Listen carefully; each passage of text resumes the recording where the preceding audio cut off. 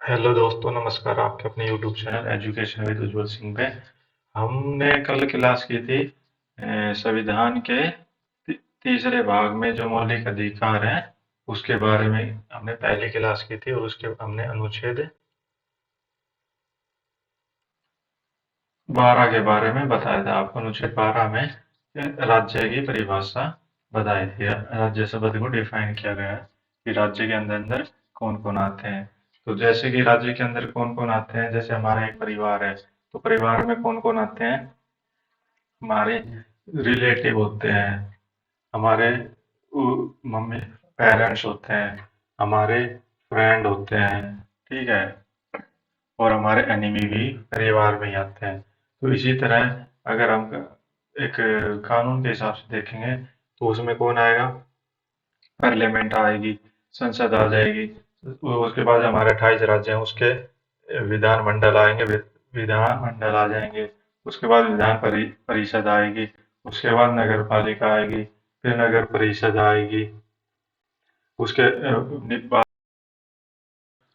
कार्यपालिका के जो अधिकारी होते हैं हमारे, आईपीएस हो गए, आईएएस हो गए, और जो सरकार की जो इसमें भागीदारी होती है 50% या 50 से ज्यादा परसेंट जिसकी में भागीदारी होती है, उस वे हमारे क्या होते हैं? राज्य की संपत्ति होती है, राज्य के अंदर आते हैं, और वही एक राज्य के लिए कानून बना सकते हैं। ये मैंने आपको कल बताया था। आज हम बताने जा रहे हैं आपको अनुच्छेद 13 के बारे में। आप ये देखो, विजुअलाइजेशन करो कि हमने 12 में क्या हुआ कि ये चीज आ गई। अब इन चीजों को ये ले आया क्यों गया? इनको ले आया क्यों गया? क्योंकि ले आया इसलिए गया होगा ना कि कुछ राज्य संचालित करने के लिए भी कानून बनाए, और कानून बनाने के लिए ये लेकर के आया होगा कि भाई कानून बनाया गया। कानून बनाने के लिए लाया गया। जैसे हमारा ये परिवार है, अब परिवार में जो हमारा दादाजी होता है, ग्रैंड फादर जी होते हैं, अगर किसी घर में ग्रैंड फादर जो होते हैं तो वो नियम वगैरह कानून बनाते हैं, उसी हिसाब से चलता है। वो अगर ग्रैंडफादर नहीं है तो अपने पेरेंट्स में फादर साहब जी, तो फादर जी अगर कानून बनाएंगे तो उस हिसाब से हम चलते हैं। घर का मुखिया, ये हमारे घर के मुखिया होते हैं। जैसे अभी वर्तमान में हमारे घर के मुखिया कौन है? हमारे देश के पीएम साहब, माननीय श्री नरेंद्र मोदी जी, ठीक है। तो वो उनके नीचे फिर एक मंत्री परिषद दी गई है। मंत्री परिषद है। मंत्री परिषद के कानून बनाती है। मंत्री परिषद को काम के लिए क्या दिए गए हैं? उनको सचिव दिए गए हैं। और सचिव कौन होते हैं? आप जैसे जो भविष्य के आईएएस अधिकारी बनते हैं वो आईएएस, आईपीएस, ये सब जो बनते हैं सिविल सर्विस के तहत, वो सचिव पद पे जाते हैं ये, और वे कानून बनाते हैं। सिर्फ जो मंत्री वगैरह होते हैं वो तो एक लेखांकन दे देते हैं, मतलब एक फॉर्मेट देते हैं कि हमें इस पे कानून बनाओ, क्या क्या कानून होंगे। फिर एडोक जनरल होते हैं, फिर बहुत होते हैं ना, आप पढ़ोगे आगे आगे, जैसे आपके अनुच्छेद चलते रहेंगे वैसे वैसे आपको डिफाइन करते जाएंगे। और एक आपको देख रहे होगे, जैसे न्यूज़पेपर है, न्यूज़पेपर में आप देख रहे होगे कि आज ये अमेंडमेंट किया गया, या ये अमेंडमेंट किया गया संविधान में, तो वो किसके द्वारा किया गया? उसको शक्ति कहाँ से मिली?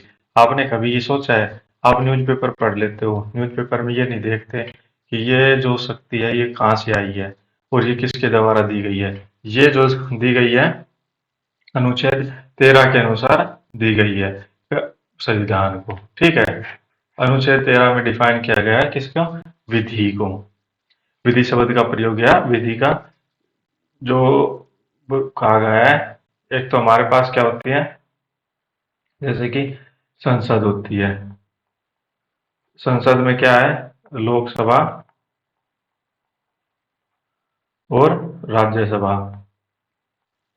अगर कोई कानून बनाना होता है तो या तो पहले राज्यसभा से गया, तो राज्यसभा से यहाँ पे 2/3 या 50% मत से पास होकर के दो तरह के होते हैं। तो वो क्या होगा, सीधा फिर उसके बाद लोकसभा में जाएगा। लोकसभा ने अगर पास कर दिया तो वो जाएगा फिर राष्ट्रपति के पास। राष्ट्रपति जब साइन कर देता है तो वो एक विधि लागू हो जाती है उसी दिन से, जिस दिन वो साइन करेगा। अच्छा जी, विधि होती है इसमें, ये बताया गया है इसमें। तो विधि कितने प्रकार की होती है वो मैं आपको बताता हूँ। अनुच्छेद जो 13 है, आर्टिकल जो 13 है, इसमें दो विधियां हैं। एक तो नॉर्मल विधि है जो साधारण बहुमत, साधारण बहुमत से अगर संशोधन हो जाता है तो उसको विधि बन जाती है। साधारण बहुमत में क्या है, जैसे कि लोकसभा के 545 सदस्य हैं, 545 में से अगर 273 या 274 सदस्यों ने पास कर दिया तो वो बिल पास क्या हो गया, कानून बन गया। मतलब वो कानून बन जाएगा। ठीक है, ये हो गया। इसके बाद क्या होगा, साधा यहाँ से पास होकर के फिर जाएगा ये राज्यसभा में। राज्यसभा में जाने के बाद वहां पे 50%, जो कितने सदस्य हैं हमारे 245, अगर 245 में से किसी ने कितने हो गए इसके 50% करोगे तो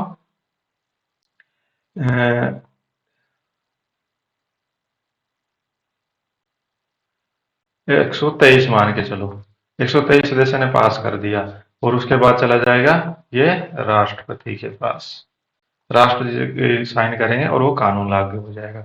ये तो है साधारण बहुमत। उसमें साधारण बहुमत में भी एक और इसके अंदर डिफाइन है। ये तो 545 सदस्य हैं, टोटल है ना 545, परंतु 545 पूरे संसद में उपस्थित नहीं होते हैं। तो इसमें क्या कहा गया है, जो उपस्थित होते हैं, उपस्थित का 50% होना चाहिए। अब उसमें से कम कितना प्रतिशत इसमें उपस्थित होना चाहिए, आपको ये जानना जरूरी है। इसमें 10%, 10% इसके सदस्य उपस्थित होंगे तभी संसद की कार्यवाही चालू होगी। अगर 50, इसमें मान के चलो आपके 200 सदस्य हैं, 200 सदस्य उपस्थित हैं, ठीक है, 200 सदस्य उपस्थित होने के बाद जो 50% कितना हो गया, 100 सदस्यों का बहुमत होना चाहिए तब वो कानून पास होगा। ऐसा ही इसी में है।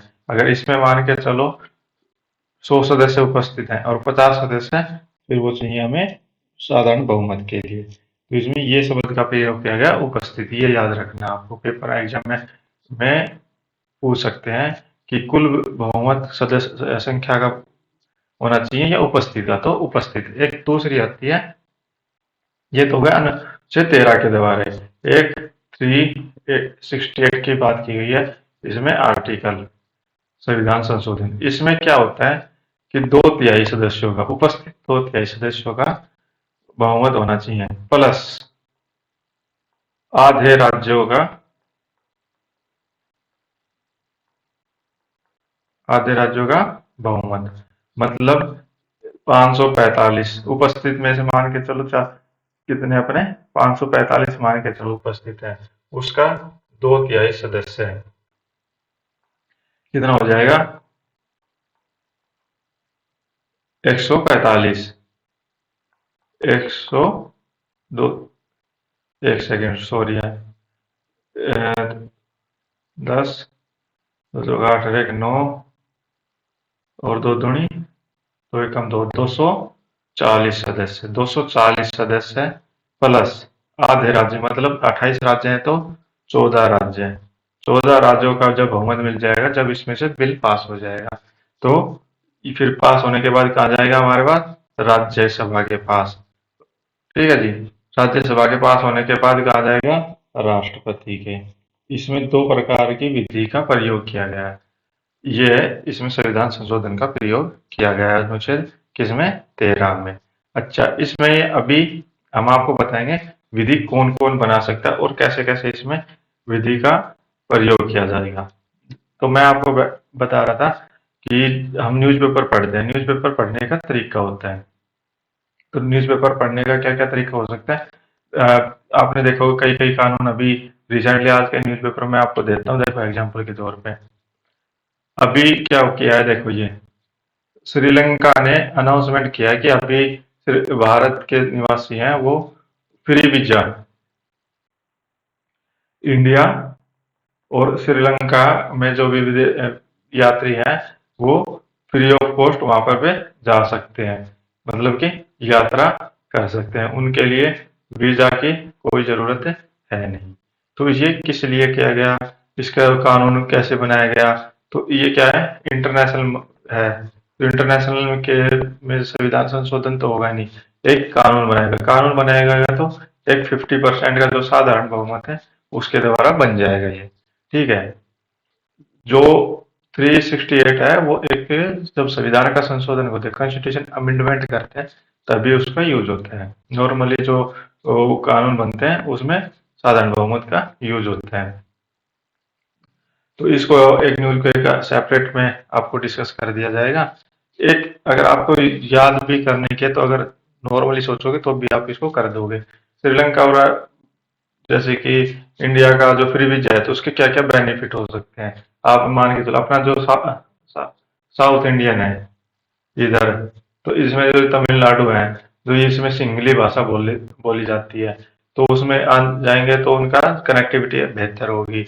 जो हमारा फिशरी का है, हर रोज जो डिस्ट्रीब्यू जो झगड़ा होते रहते हैं, डिस्टरबेंस होती रहती है, उसको कम हो जाएगी। और जो व्यापार है वो ज्यादा हो जाएगी। हमारे माल वहां पे जाएंगे, हमारे शिल्प उद्योग वहां पे जाएंगे। उसमें आप सोच सके लिख सकते हो, ज्यादा रॉकेट साइंस की जरूरत नहीं है इसमें। दूसरे एक ये है, जो केंद्र सरकार ने एक कानून बनाया था कि जो ये कानून क्या था कि पुलिस की गवाही को तो मान नहीं सकते ना, कि अगर मान ली कोई पकड़ के लेके आए किसी मुजरिम को और उसने गवाह अपना कबूल कर लिया, मुझे जो भी गुनाह किया उसने, क्राइम किया, तो उसको पुलिस के सामने की हुई मंजूरी कोर्ट में मान्य नहीं है। तो इसलिए सरकार ने इसको वो जो फिंगरप्रिंट है, या फिर उनके लिए जो फिंगरप्रिंट है उनको एक मान्य घोषित कर दिया गया, जो क्राइम के स्थान पे। तो उसको ध्यान में रखते हुए अभी तक ये एक ग्राउंड लेवल पे आया नहीं है उस तरह से। तो उसमें क्या किया, एक अमेंडमेंट किया गया, एक अनुच्छेद लेके करे आया गया संविधान में। तो ये अनुच्छेद लेकर के आया गया, तो किस तरह से लेकर क्या आया गया होगा, या तो फिर इसको सिंपल मेजोरिटी से क्या होगा, साधारण बहुमत से, या फिर विशेष बहुमत से, विशेष बहुमत से लाया गया होगा। तो इसलिए हमें सोचना चाहिए कि ये कैसे लाया गया और किस किस के द्वारा लेकर के आया गया। तो अभी हम आपको बताएंगे कि अनुच्छेद 13 में क्या क्या बातें कही गई हैं। तो उसी को हम आपको ध्यान से सुनते जाइए आप। अनुच्छेद 13 में क्या कहा गया है, सबसे पहली बात जो की गई है, विधि की बात की गई है। विधि की परिभाषा, कि विधि कैसी कैसी हो सकती है, अगर ये कोई भी संसद या विधि बनाती है तो वो कैसे लागू होगी। विधि शब्द का प्रयोग है, विधि की परिभाषा दी गई है। ठीक है। नंबर 1 में क्या किया गया, आर्टिकल 13 कॉलम 1 में, इसमें एक सिद्धांत दिया गया है, आच्छादन। आप ये नोट करते जाइए, आप नोट बनाते नहीं मेरे साथ साथ हैंड राइटिंग, तो आपको अपने हैंड राइटिंग से बनाते हुए नोट ज्यादा याद रहते हैं। एक बार बनाओगे तो आपको हमेशा के लिए रहेंगे आपके पास। और ये क्वालिटी है, ये बार बार में चेंज नहीं होती है, करंट अफेयर नहीं है जो चेंज होती रहेगी। और करंट अफेयर इससे ज्यादा भी नहीं आएगा, क्योंकि अगर एक बार आपका बेसिक क्लियर हो गया, बेसिक क्लियर होने के बाद आप आराम से करंट अफेयर को अंडरस्टैंड कर सकते हो। इसमें आच्छादन का सिद्धांत दिया गया है। इसका कहने का मतलब ये है कि कि एक कोई विधि बनाई गई 1917 में, ठीक है, एक या 1873 का रेगुलेटिंग एक्ट आया, उसके द्वारा अगर कोई विधि बनाई गई है, और हमारा 1950 में कॉन्स्टिट्यूशन लागू हुआ था, और कॉन्स्टिट्यूशन में हम बात कर रहे हैं पार्ट 3 की। ठीक है, पार्ट 3 पे मूल अधिकार है, ये हमें याद रखना है, फंडामेंटल राइट है। 12 से 35 जो मैंने कल की क्लास में आप देख सकते हो, मैंने आपको ये बताया था। अगर 1873 की कोई कानून है, या 1935 में जब का अपना मिनी संविधान बना था उसको बोलते हैं, तो अगर 1935 या 1873 का कोई कानून है, वो मूल अधिकारों में हनन करता है या मूल अधिकारों का आच्छादन करता है, उनको ढकता है, ठीक है, तो उसमें क्या होगा, ये जो विधि है समाप्त हो जाएगी और ये मूल अधिकार का मान्य होगा। इसमें ये कहना चाहता है अनुच्छेद आर्टिकल 13 का कॉलम 1, 13 का कॉलम 1, इसमें मूल अधिकारों को महत्व दिया जाएगा। अच्छा जी, इसके बाद आर्टिकल कॉलम 2, ये रोमन शैली में लिखना है आपको। इसमें क्या क्या सिद्धांत दिया गया है? पृथक्करण का सिद्धांत, पृथक्करण का सिद्धांत दिया गया है। डॉक्ट्रिन ऑफ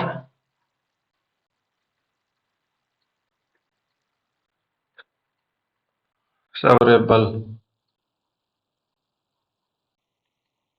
सेवरेबिलिटी, इसमें ये इसका सिद्धांत दिया गया।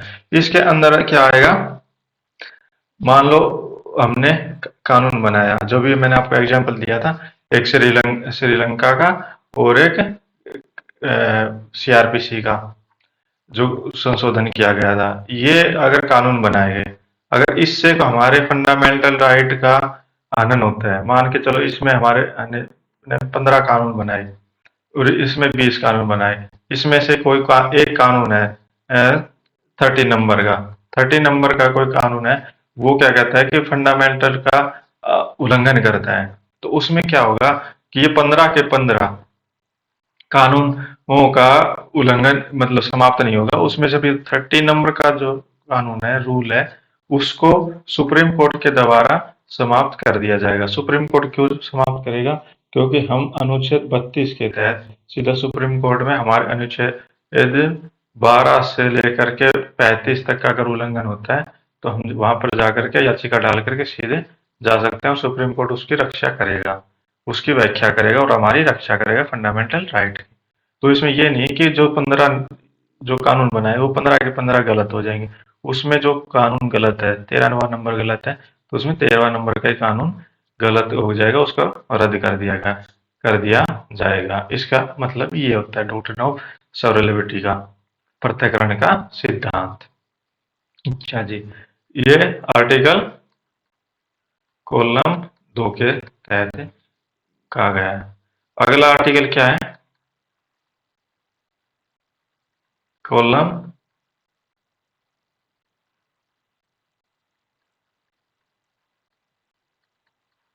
आर्टिकल 13 का कॉलम 3, इसमें क्या कहा गया है? विधि की परिभाषा।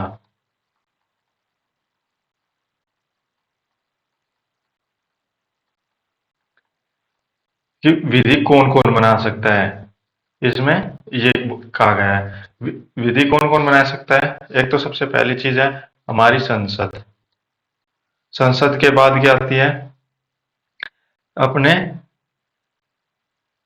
ये राज्यसभा, राज्य विधानमंडल। उसके बाद ये जो कानून बनाएंगे, ये किस किस कैसे कैसे बना सकती है? एक तो अध्यादेश, अध्यादेश डाल जा सकते हैं या उपनियम ले सकती है कोई भी, और विनियम ला सकती है या प्रथा अधिसूचना के द्वारा हमारे कानून बन सकते हैं। उसके अलावा कौन कानून बना सकता है? हमारे कोई सरकारी अधिकारी कौन होते हैं? आईएएस, आईपीएस, जो हमारे सरकारी अधिकारी होते हैं। और जुडिशलरी मतलब कोर्ट की कोई कानून बनाती है, जो सुप्रीम कोर्ट का जो निर्णय होता है वो एक कानूनी होता है, वो लिखित में होता है। और हाई कोर्ट का भी, ये इनका जो कानून है, हाई कोर्ट का अगर कोई डिसीजन होता है वो अपने पूरे स्टेट में लागू होता है, और जो सुप्रीम कोर्ट का जो निर्णय होता है वो पूरा सेंटर में लागू होता है। ठीक है, ये आपको याद रखना होगा। और कौन बना सकते हैं? जो भी सरकारी अधिकारी हैं, गवर्नमेंट अधिकारी हैं, अगर कोई कानून बनाते हैं, ठीक है, आपको अनाज मंडी में से लेकर के आपकी ग्राम पंचायत जब उसका चुनाव होता है तो एक सरकारी हो जाती है, सरपंच है जो भी आपका ग्राम, वो भी एक सरकारी, अगर कोई कानून बनाता है वो, तो वो विधि की परिभाषा, वो भी एक कानून बना सकता है। बशर्ते वो हमारे अनुच्छेद 12 से लेकर 35 तक का उसका उल्लंघन नहीं होना चाहिए। अगर वो उल्लंघन हुआ तो हम सुप्रीम कोर्ट में जा सकते हैं और हाई कोर्ट में जा सकते हैं, जिसको फिर रद्द कर दिया जाएगा। ये तो इसमें क्या गया है। ठीक है जी। अगला क्या आर्टिकल है 13 का पार्ट 4। ये जो इसका अमेंडमेंट किया गया, मतलब इसको संविधान के संशोधन के द्वारा लेकर के आया, कब लेकर गया? 26वें संविधान संशोधन के द्वारा। संविधान संशोधन के लाया गया 1971 इंदिरा गांधी में। 1970 में आपको याद होगा इंडिया और पाकिस्तान का युद्ध हुआ था, जिसमें इंडिया की जीत हुई थी और 93,000 सैनिकों ने आत्मसमर्पण किया था वहां पे। और ये जो इसमें क्या कहा गया है कि जब लेकर के आया गया 1971 में कि अनुच्छेद 368 के तहत, आर्टिकल 368 के तहत अगर संविधान में संशोधन किया जाता है, अमेंडमेंट किया जाता है, तो वो अनुच्छेद 13 के अंतर्गत नहीं आता। ठीक है, इसमें अमेंडमेंट किया गया अनुच्छेद 13 के अंतर्गत नहीं आता कि अगर कोई 2/3 बहुमत से प्लस 1/2 स्टेट मिलकर के अगर कोई संविधान का संशोधन करते हैं तो वो अनुच्छेद 13 के अंदर नहीं आता। ये अमेंडमेंट करके इसमें कहा गया।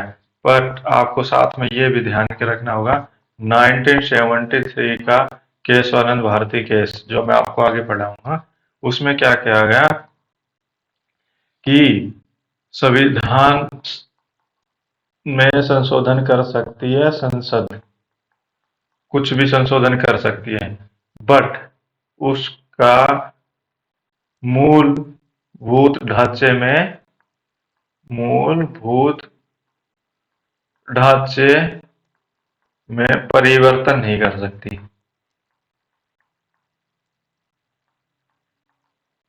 नहीं कर सकती। और ये मूलभूत ढांचा है, कौन निर्धारित करेगा? ये सुप्रीम कोर्ट करेगा कि संविधान का मूलभूत ढांचा क्या है और क्या क्या उसमें संशोधन नहीं कर सकते।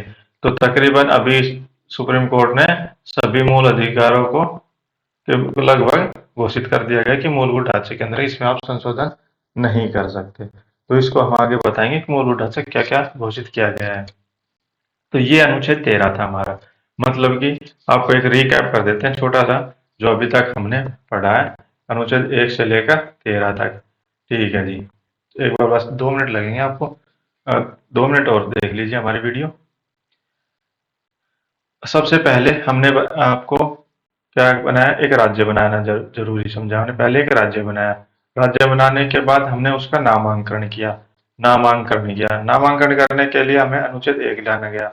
उसके बाद राज्यों की सीमा वगैरह सीमाएं चेंज करनी पड़ी, उनका नाम क्या, फिर अनुच्छेद 2 लाया गया। अनुच्छेद 3 में राज्यों का सब को मिलाया गया, तो उसके लिए अनुच्छेद 3 लाया गया। उसके बाद राज्यों का कानून व्यवस्था जो बनाने के लिए हमें 4 लाया गया।